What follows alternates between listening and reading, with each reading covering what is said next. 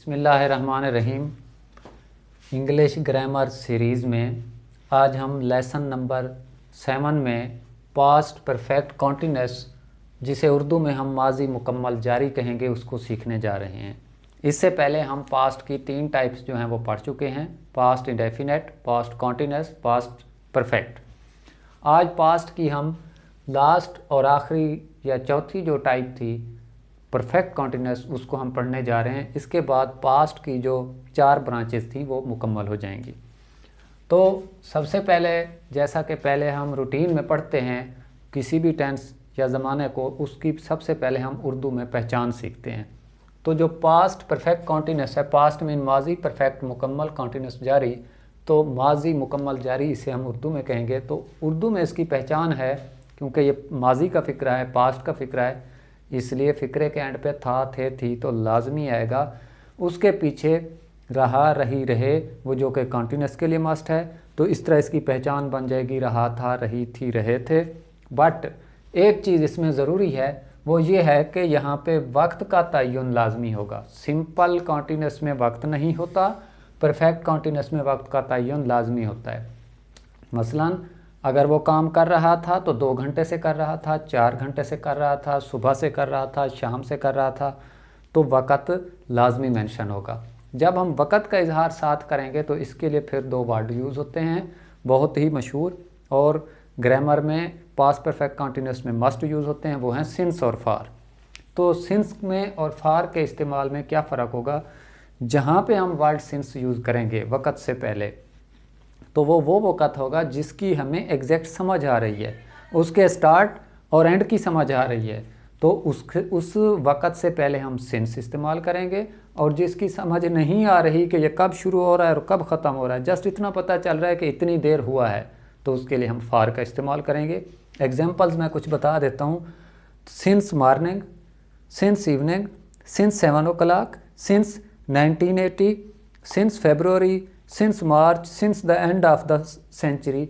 तो मीन्स जिस वक़्त का हमें एग्जैक्ट पता चल जाता है उसके स्टार्ट और एंड का, तो वहाँ पे सिंस यूज़ करेंगे।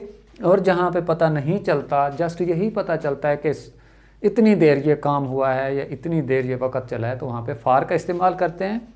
फॉर एग्ज़ाम्पल, फॉर 2 hours, कौन से 2 घंटे?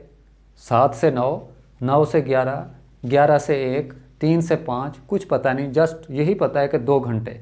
तो फॉर 2 hours, फॉर 2 years, कौन से 2 साल? 1980 से 1982, 73 से 75, एट्सेट्रा। तो कोई पता नहीं चल रहा। तो for 2 years, for long time, for 2 weeks, for 10 minutes, for 5 days, for 6 months, for 3 years, for 2 centuries, for a long time, for ever. तो जहाँ पे एग्जैक्ट पता नहीं चल रहा तो उस वक़्त से पहले हम फार लगाते हैं, और जहाँ पे एग्जैक्ट पता चल जाए कहाँ से स्टार्ट हो रहा है, कहाँ पे एंड हो रहा है, तो वहाँ पे हम सिंस का इस्तेमाल करते हैं।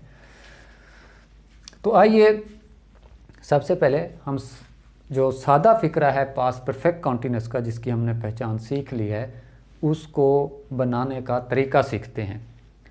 तो फर्स्ट ऑफ ऑल उसी तरह सब्जेक्ट आएगा। सब्जेक्ट के बाद जो इसका हेल्पिंग वर्ब है वो है had been. Helping verb had been, क्योंकि ये कॉन्टिन्यूस का टेंस है, इसलिए first form plus ing must है इसके लिए। तो हेल्पिंग वर्ब के बाद जो वर्ब आएगा वो क्या होगा? First form plus ing। उसके बाद जो मफूल आएगा ऑब्जेक्ट, उसके बाद टाइम मस्ट आएगा। तो ये तरतीब होगी: subject plus had been plus first form plus ing उसके साथ, प्लस ऑब्जेक्ट जो मफूल है, प्लस वो टाइम जिसका वो तयन कर रहा है। तो एग्जाम्पल मैं यहाँ से शुरू करता हूँ। अली 7 बजे से काम कर रहा था। अब अगर यहाँ पे ये 7 बजे का वर्ड इस्तेमाल ना हो, अली काम कर रहा था, तो वो सिंपल का पास्ट कंटिन्यूस बन जाएगा। लेकिन क्योंकि वक़्त का तयन हो गया है, तो इसलिए ये पास्ट परफेक्ट कंटिन्यूस है।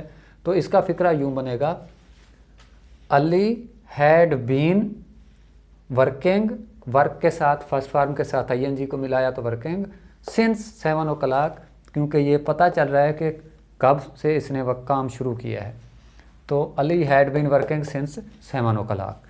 नेक्स्ट एग्जांपल ये है कि एग्जांपल मीन्स मेथड जो है नेक्स्ट सवालिया फ़िक्रा बनाने का, वो उसी तरह जिस तरह हम पहले टेंस पढ़ते आ रहे हैं। तो जो भी सवालिया फ़िक्रा बनाने का मेथड होगा उसमें ये होगा, जो हेल्पिंग वर्ब होता है उसको हम सब्जेक्ट से पहले ले जाते हैं। तो हेल्पिंग वर्ब इसमें था हैड और बीन। तो ये जो हैड है, इस हैड को हम सब्जेक्ट से पहले ले जाएंगे, बीन उसी तरह सब्जेक्ट के बाद आ जाएगा, फिर उसी तरह फर्स्ट फॉर्म प्लस ING आएगा, फिर उसी तरह ऑब्जेक्ट आएगा, और ऑब्जेक्ट के बाद फिर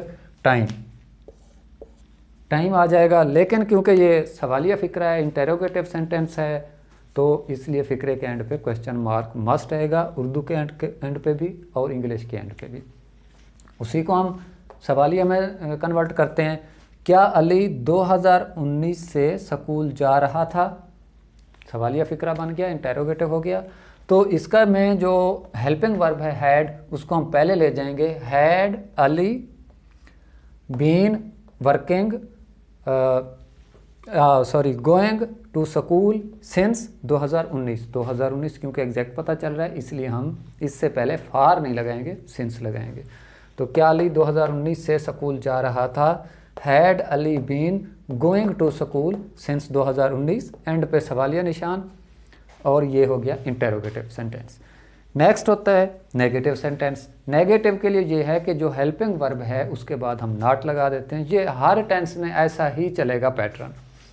तो नेगेटिव में हेल्पिंग वर्ब के बाद नॉट लगाएंगे, तो सब्जेक्ट प्लस हैड, उसके बाद not plus been plus first form plus ING plus time plus object. तो अली 2 घंटे से काम नहीं कर रहा था। इसमें नहीं का वर्ड यूज़ हो रहा है, नेगेटिव यूज़ हो रहा है। तो फ़िक्रा क्या बनेगा? सब्जेक्ट, उसके बाद जो हेल्पिंग वर्ब हैड था, हैड के बाद हम नॉट लगा देंगे। तो Ali had not been working for 2 hours. Ali had not been working for 2 hours. यहाँ पे फॉर इसलिए लगाया है कि कोई पता नहीं कौन से 2 घंटे में उसने काम किया है। तो नेक्स्ट पैटर्न के मुताबिक नेक्स्ट जो हम फ़िक्रा बनाएंगे वो बनाएंगे सवालिया और नफ़ी का। सवालिया और नफ़ी के लिए ये होता है कि जो हेल्पिंग वर्ब है उसको सब्जेक्ट से पहले ले जाते हैं, और सब्जेक्ट के बाद जो है नॉट आ जाता है, उसके बाद आगे तरतीब वही चलती है। तो क्या अली 2 घंटे से काम नहीं कर रहा था? क्या अली 2 घंटे से काम नहीं कर रहा था? तो had Ali not been working since 2 hours, for 2 hours। Ali had not been working for 2 hours। क्या अली 2 घंटे से काम नहीं कर रहा था?